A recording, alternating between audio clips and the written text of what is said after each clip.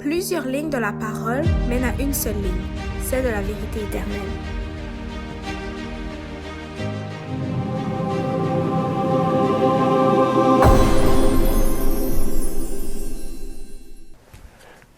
Bonjour à tous pour un nouvel épisode dans ce sabre matin. Nous allons voir aujourd'hui, pour notre deuxième semaine d'Août, nous allons voir, Paul à Thessalonique et à Bérée. Et on verra que Paul, en allant à Thessalonique, il a pu voir, de nombreux Juifs, qui n'étaient pas d'accord avec ses vues sur la parole de Dieu. Et on verra aussi la ville de Bérée que Paul a pu visiter par la suite. Et si vous connaissez un peu, vous saviez que Bérée, c'est pour les Béréens. Et nous allons voir, dans cette étude, qui sont les Béréens, qui sont les Thessaloniciens, qui sont les Juifs qui étaient là, dans les deux camps. Et nous allons voir la différence entre ces Juifs-là. Et vous pourrez retrouver cette leçon-là dans Acte 17, de 1 à 15. Et je vous conseillerais aussi, d'avant d'écouter de cette émission, d'aller lire ce passage-là pour que vous puissiez bien comprendre ce que nous allons dire aujourd'hui. Je vous dis donc bonne écoute.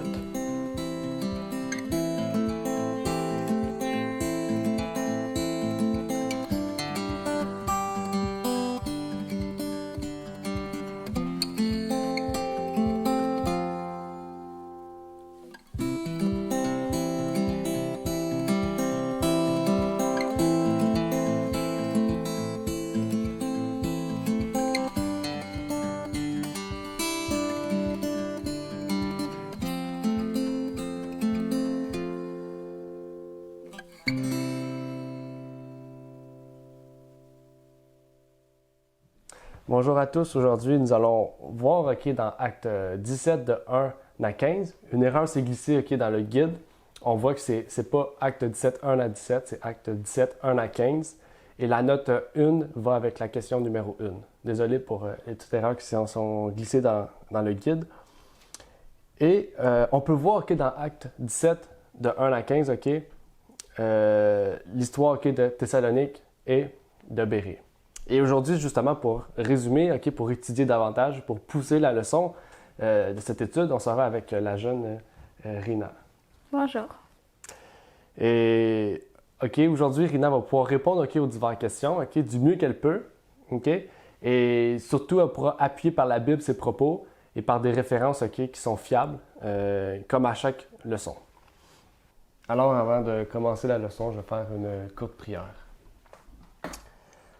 Notre Père qui est aux cieux, j'aimerais te prier, Seigneur, pour cette leçon, que tu puisses nous éclairer, que tu puisses nous permettre de comprendre ce que nous allons lire et étudier, Seigneur, aujourd'hui dans Acte 17, que tu puisses permettre à chacun d'entre nous, Seigneur, et ceux qui nous écoutent, de pouvoir comprendre ce que nous allons lire, de pouvoir mettre en pratique, Seigneur, ce que nous allons voir et comprendre, Seigneur, si cela est possible, Seigneur.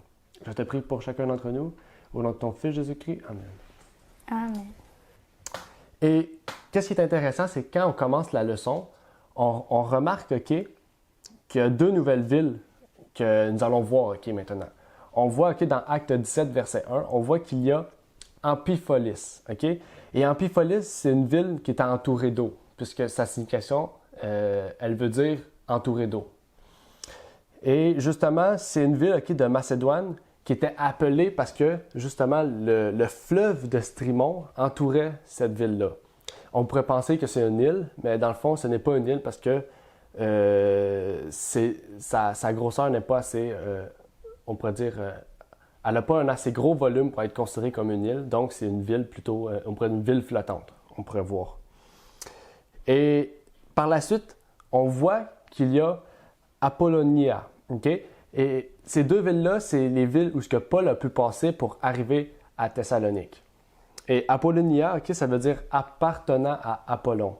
Et Apollon, si vous connaissez un peu la mythologie grecque, c'est un des dieux qui est dans cette mythologie. Et dans le fond, c'est une divinité, comme on peut savoir, qui est importante dans cette mythologie. Et dans le fond, Apollonia, c'est une cité maritime de Macédoine, et qui est à un jour de voyage à Amphipolis. Et Amphipolis, c'est la ville où Paul a pu traverser avant d'aller à Thessalonique. Puis on voit que Paul par la suite, arrive à Thessalonique, OK, pour la première fois. OK? Et j'arrive bientôt pour te poser une question, Rina. Et on voit, OK, que quand Paul est arrivé à Thessalonique, OK, il s'est dirigé directement vers les synagogues, OK, pour parler aux Juifs. Et on voit, OK, aussi que dans la Bible, les deux livres de Thessaloniciens, OK, sont directement liés avec cette église-là. Et j'ai une question pour toi, OK? Pourquoi, OK, Paul s'est dirigé, on pourrait dire, promptement vers les synagogues plutôt que vers les païens? Pourquoi Paul est directement entré dans les synagogues plutôt que vers les Grecs? Je vais vous lire pour la réponse, je vais vous lire Romains 1, verset 16 et Romains 2, verset 9 et 10 dans la Bible.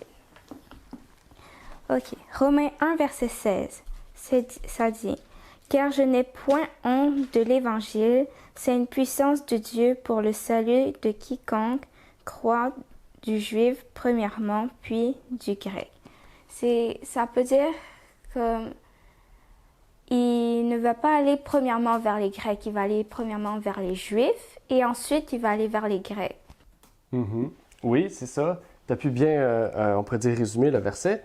Tu as pu me démontrer, OK, que malgré, OK, que Paul était, on pourrait dire, lié au travail des Grecs, aussitôt qu'il avait l'opportunité d'aller voir ses confrères, OK, juifs, dans différentes villes, il allait, dans le fond, vers les Juifs en premier. C'est ça que tu as pu dire.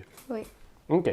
Et justement, c'est ça qui est intéressant, c'est que malgré, OK, qu'on pourrait dire que la nation juive n'était plus le peuple choisi par Dieu pour annoncer le message, mais que Dieu s'était dirigé vers les païens pour annoncer un message spécial, Paul gardait, on pourrait dire, ses habitudes du fait de rentrer directement dans les synagogues pour aller parler aux Juifs.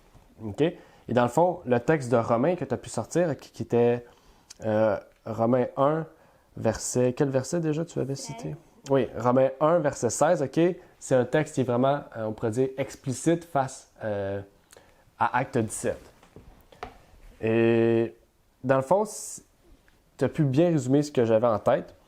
Et il ne faut pas oublier que Paul était un juif, OK, avant tout. Il avait la citoyenneté romaine, mais c'était un juif avant tout. Et j'aimerais aussi revenir, OK, sur la carte, OK, puisque vous allez voir, OK, auparavant sur la carte les deux villes que j'ai pu citer. Mais ici, j'aimerais revenir sur la carte pour parler plus précisément de Thessalonique. OK? Et on voit, OK, que Thessalonique, ça signifie victoire de ce qui est faux. OK? Et c'est ça qui est intéressant, c'est que son nom signifie bien, OK, comment qu'elle va être face à l'Évangile. Et c'est une ville, OK, qui était située sur le golfe, OK, qui était appelée avant Thermaïque. OK? Aujourd'hui, ce golfe-là s'appelle le golfe de Salonique. OK? Pour Thessalonique, aujourd'hui, c'est Salonique. Et il ne faut pas oublier aussi que la ville, avant de s'appeler Thessalonique, elle s'appelait Therme ou Therma. Et que c'était une ville, OK, qui était une ville où il y avait une source chaude, dans le fond. C'était une ville où il y avait beaucoup de chaleur. C'est un milieu où il y avait, on pourrait dire, un milieu humide où il y avait beaucoup de chaleur. Et finalement, Alexandre le Grand a décidé d'appeler cette ville-là Thessalonique parce que sa femme, OK, s'appelait Thessalonique. OK? Et dans le fond, on pourrait comprendre tout de suite que c'est quand les Grecs ont pris possession de cette ville-là qu'ils ont renommé cette ville-là Thessalonique. OK? Et c'est aussi, quelque chose d'important, c'est que c'est la capitale du deuxième district de Macédoine. Puisque Macédoine, OK, c'est une région, mais dans les régions, il y avait des districts, OK, qui divisaient, on pourrait dire, ce grand pays-là ou cette grande région-là. Et j'ai une autre question, OK, pour toi. On remarque, OK, aussi que la façon que Luc écrit, il est plus présent. On voit, OK, que Luc dit plus « nous » ou on pourrait dire, ouais, il n'utilise plus « nous », mais il utilise « il » en démonstratif, dans le fond. Il démontre que des personnes, mais il ne s'inclut pas dans ces gens-là. Et dans le fond, on voit que il a laissé, OK, Paul, Silas et Timothée. Il a laissé Paul, Silas et Timothée. Lui, il est resté, dans le fond, dans la dernière ville. Et j'ai une question pour toi, c'est que on pourrait se poser une question, OK, qui est importante pour cette leçon-là, OK? Qu'est-ce que Paul prêchait à ces Juifs pendant 3 sabbats? Puisqu'on voit, OK, que Paul, quand il est rentré dans la synagogue, il a prêché aux Juifs pendant les 3 prochains sabbats. Qu'est-ce que Paul a prêché? Est-ce que tu peux m'aider pour cette question? Je dirais la parole de Dieu.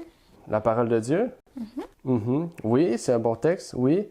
On voit qu'il voulait présenter que le Christ, était déjà venu, puisqu'on voit, comme tu as pu le dire, qu'il présentait la parole de Dieu, on voit, que Paul se référait tout le temps aux prophéties de l'Ancien Testament pour amener la vérité sur Jésus-Christ. Et on voit que dans les prophéties de l'Ancien Testament, on voit que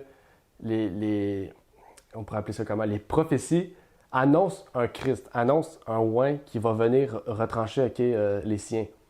Mais on voit que ce Christ, c'est Jésus. Mais eux, ils n'ont pas reconnu Jésus, comme tu as pu le dire. Donc, quand Paul annonce la parole, c'est vraiment pour annoncer que Jésus est déjà venu et que s'il est venu, c'est pour accomplir justement les sacrifices et les offrandes et tout ce qui s'y fait, dans le fond, dans le sanctuaire.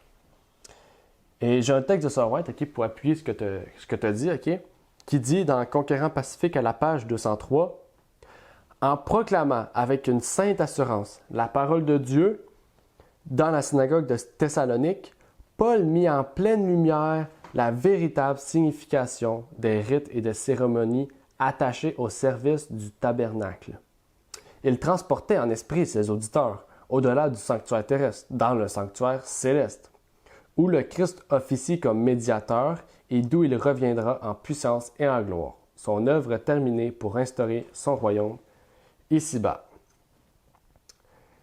Et pour continuer dans la leçon, on voit que plusieurs, suite à ces 3 sabbats de prédication par rapport à la parole de Dieu, comme tu as pu le dire, Rina, on voit que les Juifs, les Grecs pieux et les femmes de qualité, dans la version King James, c'est pas des femmes de qualité qu'on nous dit, c'est des femmes de haute société ou importantes. Dans le fond, c'est des femmes qui venaient d'une sphère qui était, on pourrait dire, riche, une sphère qui était importante pour cet emplacement-là.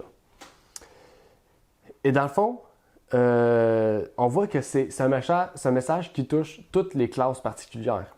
Et Luc le dit ici, on voit qu'il y avait les Grecs pieux, il y a eu les Juifs, il y a eu aussi les personnes qui étaient riches, des femmes qui venaient de hautes sphères qui ont accepté le message. On voit ici que toutes les sphères sont acceptées justement pour l'Évangile. Aucune sphère n'est rejetée. On sait qu'il y a des sphères on pourrait dire il y a des sphères en particulier qui vont accepter le message et d'autres vont le refuser. Mais on voit que Dieu et Christ acceptent tout le monde à venir à lui. Et j'ai une question pour toi, Rina, par rapport à ça. C'est quoi la leçon qu'on peut tirer de Acte 17, verset 4? On peut trouver la réponse dans Colossiens 3, versets 9 à 11. Ne mentez pas les uns les autres, vous étant dépouillés du vieil homme et de ses œuvres. Et ayant revêtu l'homme nouveau, qui se renouvelle dans la connaissance selon l'image de ceux qu'il a créé, et il n'y a ici ni grec, ni juif, ni circoncis, ni incirconcis, ni barbare, ni scythe, ni esclave, ni libre, mais le Christ est tout en tout. Amen. Tu as sorti un passage qui est important, puisque tu viens de confirmer un peu ce que je venais de dire, par rapport que toute classe est acceptée. Tu as pu confirmer ici que tu sois juif, que tu sois grec, que tu sois esclave, que tu sois riche, que tu sois pauvre, que tu sois libre, que tu sois, on pourrait continuer à l'infini. Peu importe qui tu es, quoi tu es, qu'est-ce que tu es, Dieu va t'accepter. Il faut comprendre que Dieu accepte ceux qui veulent le suivre, ceux qui vont faire son œuvre, ceux qui veulent suivre les pas, accepter sa parole, faire ses œuvres, suivre la vérité. Ils pourront faire partie de ceux, justement, qui vont être considérés comme son peuple. Il faut voir que l'accès au salut et à la vérité, c'est pour tout le monde. Ce n'est pas une classe particulière qui a le droit. Tout le monde peut bénéficier de ça. Mais il faut comprendre, justement, comme j'ai pu le dire, c'est qu'il faut faire le choix de l'accepter et de la suivre. C'est pas juste oui, c'est vrai, mais ne pas suivre ce qui est conforme à la vérité. Et j'ai une question ici. J'ai une question pour toi dans quelques instants. On voit ici Si vous avez déjà lu 1 et 2 Thessaloniciens, ok, vous aurez peut-être vu que le Saint-Esprit agissait puissamment dans cet endroit. Ok. On voit que Thessalonique, c'était un endroit qui était, on pourrait dire, difficile d'être un chrétien de foi. C'est un endroit où c'était vraiment un endroit où le monde persécutait ces gens-là. Donc, le Saint-Esprit les gens ont été témoins, on pourrait dire, plus de l'agissement du Saint-Esprit parce que justement, c'est dans la persécution qu'on voit davantage qu'est-ce que Dieu fait pour nous. Et justement, le fait que ce soit un endroit difficile pour implanter Christ, pour implanter la foi, les chrétiens là-bas avaient une foi beaucoup plus grande que tous les endroits ailleurs. Parce que par la persécution, les gens pouvaient avoir une foi beaucoup plus grande en Christ. Ils pouvaient se confier beaucoup plus puissamment en Christ, puisque la persécution amène justement la faiblesse, et la faiblesse amène justement le renoncement de soi. Et cela amène aussi à la prière et le fait que Christ vient en nous.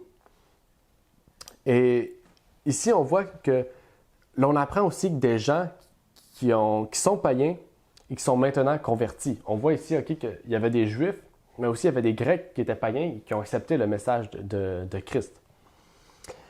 Et ici, c'est ça qui est intéressant, c'est que dans Acte 17, on parle vraiment ici que ces gens ont quitté leurs idoles pour accepter le vrai Dieu. C'est une des seules places dans Actes où qu'on voit que c'est précisé ça, que les Grecs païens ont quitté leurs idoles pour accepter le vrai Dieu. Donc, j'ai deux questions. C'est une question formulée, on pourrait dire, dans deux questions pour toi. Est-ce que les Juifs adoraient le vrai Dieu? Oui. Oui, OK. Puisque tu as dit oui, j'ai une autre question. Qu'est-ce qui fait en sorte, on pourrait dire, qu'est-ce qui empêche les Juifs de pouvoir s'associer aux chrétiens? C'est quoi le principal lien qui fait en sorte que les Juifs refusent de s'associer aux chrétiens? Parce que les chrétiens, eux, ils ont accepté le Christ, mais pas les Juifs. Mm-hmm. Oui, on voit que c'est la raison principale de leur séparation. Et on sait que les Juifs adorent le vrai Dieu. Mais un de leurs problèmes principaux, c'est que oui, ils adorent le vrai Dieu, mais ils ont refusé le Fils de Dieu. Et en refusant le Fils de Dieu, on voit que dans Jean, 1 Jean, 2 Jean et 3 Jean, les petits épîtres de Jean, on voit que en reniant le Fils, on renie Dieu en même temps. Donc, oui, on ne peut pas les blâmer du fait qu'ils adorent Dieu, puisqu'ils adorent le vrai Dieu, mais en refusant le Fils, ils refusent une part aussi de la Bible, parce que la Bible parle du Christ. Ils ont refusé Christ. Donc, ils refusent en fait une grande partie aussi de la Bible. Et on voit plutôt aujourd'hui que les Juifs, ne sont pas centrés sur, on pourrait dire la Torah, sur qu'est-ce qu'ils utilisent, mais vraiment centrés sur les lois. Les Juifs à cette heure sont beaucoup axés sur les œuvres. Le fait de sacrifier des agneaux, le fait de œuvrer dans le sanctuaire, plutôt que vraiment de la parole. Et justement, Rina elle a très bien répondu, puisqu'on a vu que Jésus, c'est le principal problème des Juifs. Et que chez les chrétiens, Jésus, c'est pas un problème, mais il est mal compris. Ça, on sait aussi que Jésus, c'est pas un problème pour les chrétiens, mais c'est quelque chose qui est mal compris. Ils comprennent mal Jésus. Ils connaissent mal Jésus, et c'est là le problème chez les chrétiens.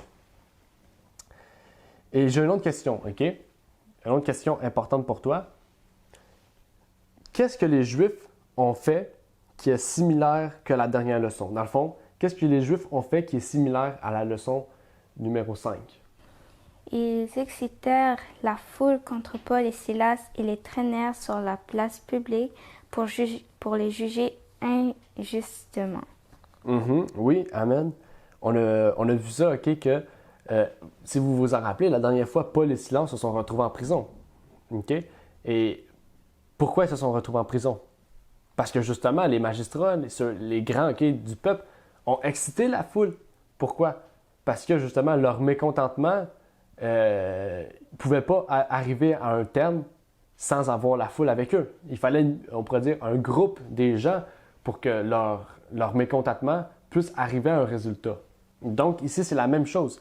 Les Juifs de Thessalonique ont fait la même chose. Ils ont excité la foule. Pourquoi? Pour que la foule se révolte avec eux, pour que le fait que Paul et Barnabas puissent être persécutés ou emprisonnés, on pourrait dire que ça passe mieux ou ça soit accepté. OK?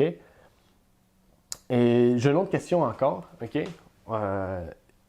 Il y a une particularité, OK, que les Juifs n'ont pas employée auparavant. Ici, il y a quelque chose de spécial qui fait en sorte que c'est la première fois que les Juifs utilisent, on pourrait dire, ce système-là, ou c'est la première fois que leur raison n'est pas centrée sur, on pourrait dire, sur leur orgueil. Est-ce que tu pourrais me répondre? Oui. Ils ne voulaient pas les amener sur la place publique car ils avaient enfreint la loi juive, mais parce qu'ils voulaient retrouver du pouvoir dans cette ville. Et Sir White dit, ces derniers ne réjouissaient pas alors de la faveur du gouvernement romain parce que, peu de temps auparavant, ils avaient provoqué une émeute à Rome. On les regardait avec méfiance et leur liberté était en partie restreinte. Ils exploitèrent les circonstances où se trouvaient les apôtres pour se réhabiliter auprès de Rome et pour jeter sur eux le discrédit ainsi que sur les nouveaux convertis du christianisme. Oui, amen. Tu as donné la réponse parfaite, OK, pour cette question-là. On voit, OK, que les Juifs ici, OK, ils se sont pas attaqués à Paul et Silas à cause, OK, à cause de leur orgueil, à cause que les Juifs, OK, à cause que Paul et Silas avaient enfreint les lois juives ou avaient enfreint une tradition juive. Mais ici, le fait que les Juifs, OK, on pourrait dire, soient en minorité, le fait que les Juifs, puisqu'il n'y a plus le temps, OK, se sont rebellés contre le système romain, ils ont perdu du pouvoir. Ici, ils voyaient la chance de retrouver leur pouvoir. Ils voyaient la chance de retrouver leur puissance, OK, on pourrait dire judaïque, au sein, OK, des tribus romaines. Et c'est là qui est intéressant, c'est que c'est pour la première fois que les Juifs ici ne s'attaquent pas aux apôtres pour leur orgueil, mais ils s'attaquent ici par la loi. Ils utilisent la loi pour retrouver leur pouvoir, on pourrait dire juridique ou leur pouvoir civil, OK? Et comme Rinald le dit, OK, Conquérant Pacifique à la page 204, c'est la référence, OK? En fait, c'est la réponse vraiment au verset qu'on peut retrouver dans Acte 17. Et ils ont utilisé, OK, si vous vous rappelez, le terme, ils ont un autre roi que César. Ils n'ont pas le droit d'avoir Jésus comme roi. Il faut qu'il y ait César comme roi. OK? Ça prouve ici que les Juifs n'ont pas Dieu comme roi, mais ils ont César comme roi. Puisque eux aussi, ils ont un autre Dieu. Si un autre roi. Si logiquement, ils adorent Dieu, ils ne pourraient pas considérer César, on pourrait dire, supérieur à Dieu. Ils considéraient Dieu comme supérieur à César. Donc, ils n'auraient pas dit ces choses-là à Paul et Silas. Mais pourtant, le fait qu'ils disent, OK, que vous avez un autre roi que César et s'appelle Jésus, ça démontre que César, pour eux, a une autorité supérieure à Dieu. Et justement, le fait, OK, qui est encore, on pourrait dire, qu'est-ce qui est encore pire, c'est qu'ils n'ont pas trouvé Paul et Silas, parce que Paul et Silas avaient été transférés à Bérée. Le fait qu'ils n'aient pas trouvé ces deux apôtres-là, ils ont pris les nouveaux convertis devant le juge, devant la place publique, OK, pour les traiter en justice.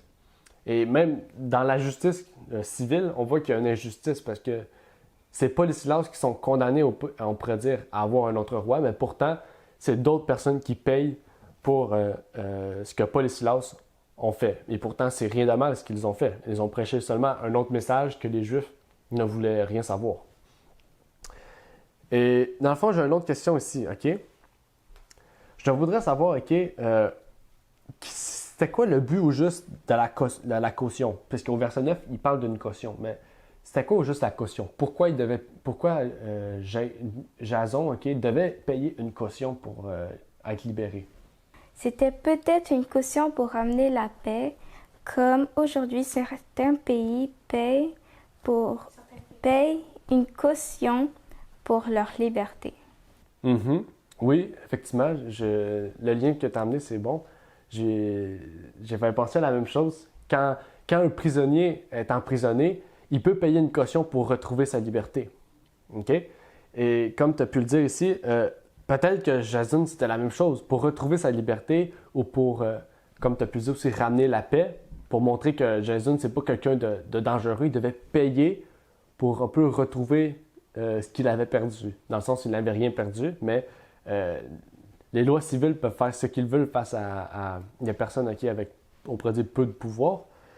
Et Sir White, répond même à cette question-là dans Conquérant Pacifique à la page 204. Et elle dit « Comme Paul et Silas demeuraient introuvables, les magistrats exigèrent des fidèles une caution pour le maintien de la paix. » Donc, ce qui est encore plus étrange, c'est que le fait que les Juifs aient amené la foule à se révolter, la foule à tuer Paul et Silas, Jason devait payer, on pourrait dire, ces Juifs-là pour les calmer, pour ramener la paix dans la Macédoine, ou on pourrait dire dans Thessalonique.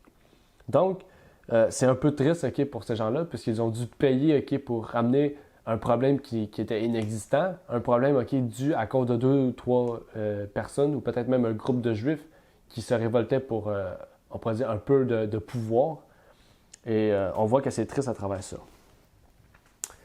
Mais, qu'est-ce qui est intéressant, c'est que à la fin du chapitre sur Thessalonique de Sir White, dans le fond, à la même page que tu as pu lire tantôt, dans Conquérant Pacifique, elle dit « Ceux qui, de nos jours, prêchent des vérités difficiles à accepter ne doivent pas se décourager.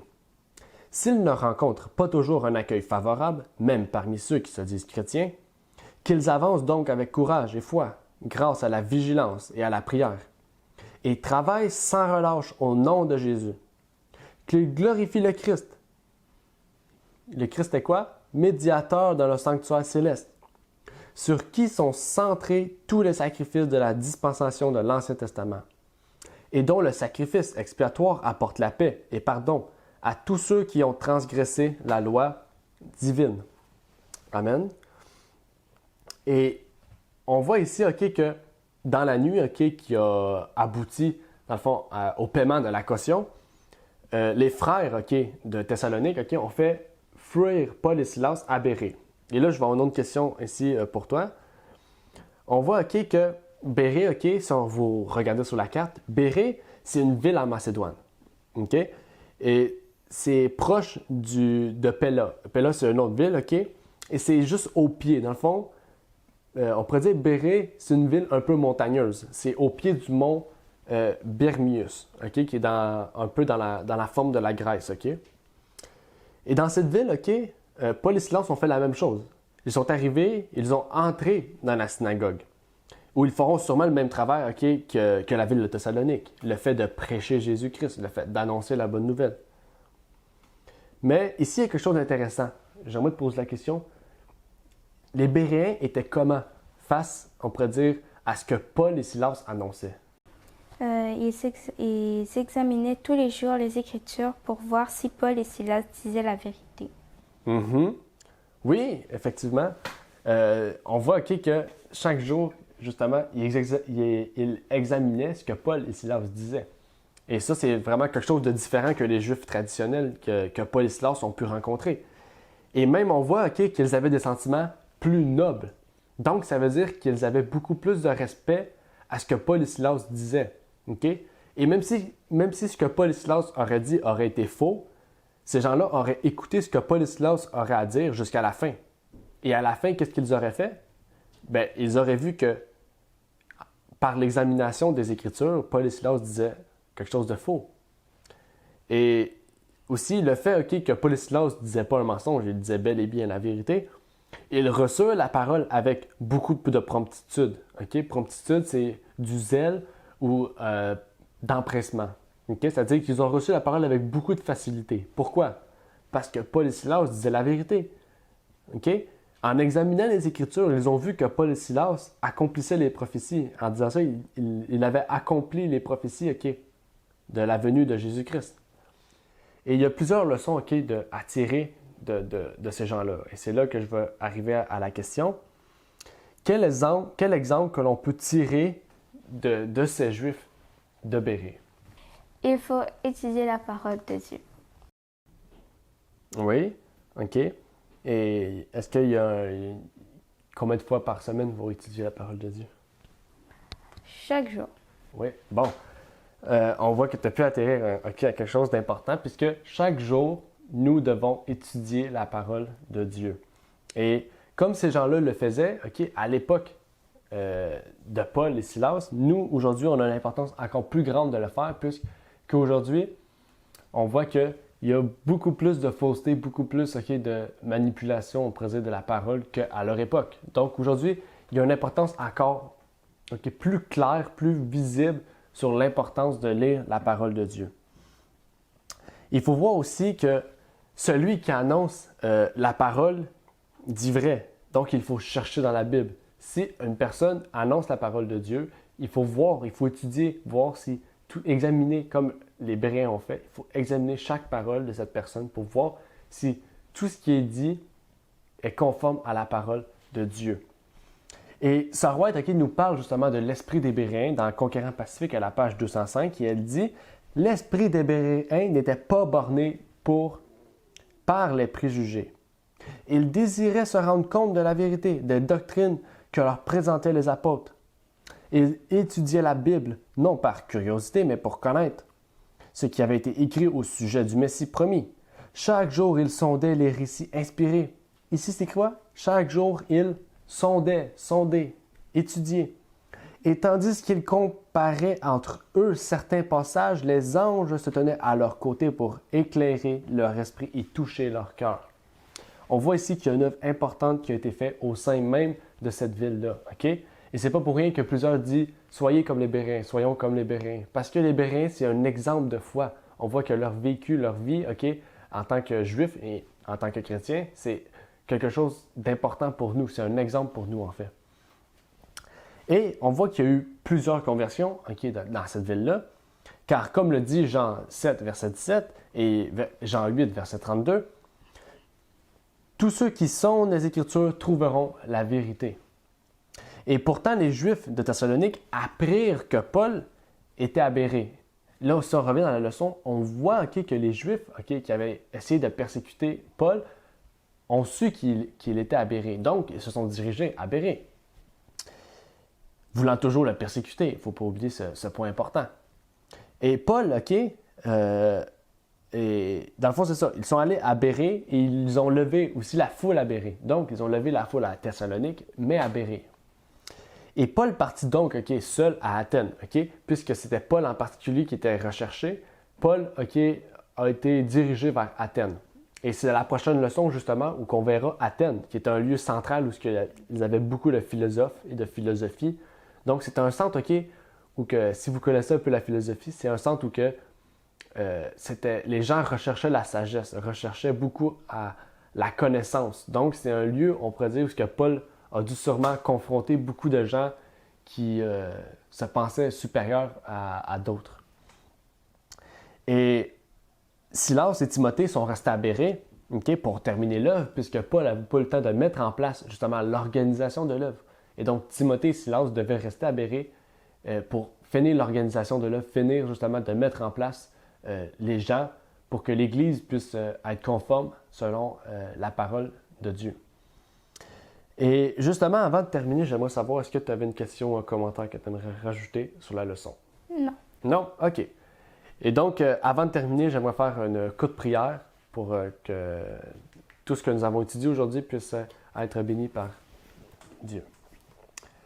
Notre Père qui est aux cieux, j'aimerais te prier, Seigneur, pour cette leçon que nous avons étudiée, que tu puisses nous permettre que cette leçon puisse être un exemple pour nous, Seigneur. Que nous puissions voir que dans Acte 17, Seigneur, les Béréens sont des gens, Seigneur, exemplaires, Seigneur, qui doivent, Seigneur, nous montrer que nous devons sonder les Écritures, que nous devons être nobles et remplis, Seigneur, d'esprit, oui, mais d'amour aussi, Seigneur, pour que tous les gens qui veulent nous apprendre, Seigneur, puissent avoir accès, mais que nous puissions sonder les Écritures, examiner les Écritures pour que nous puissions voir si ce qu'il dit est vrai ou faux, Seigneur. Donc, apporte-nous la sagesse divine, Seigneur, pour que nous puissions sonder, voir les Écritures et que ton Esprit puisse venir sur chacun d'entre nous, Seigneur, ici présents et ceux qui nous écouteront, Seigneur, pour que nous puissions sonder les Écritures et voir si ce que nous disons ou ce qu'une personne dit est vrai, Seigneur.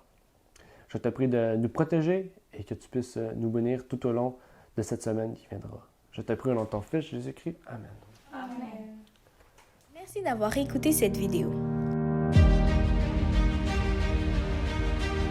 Pour plus de contenu, abonnez-vous sur notre site Internet.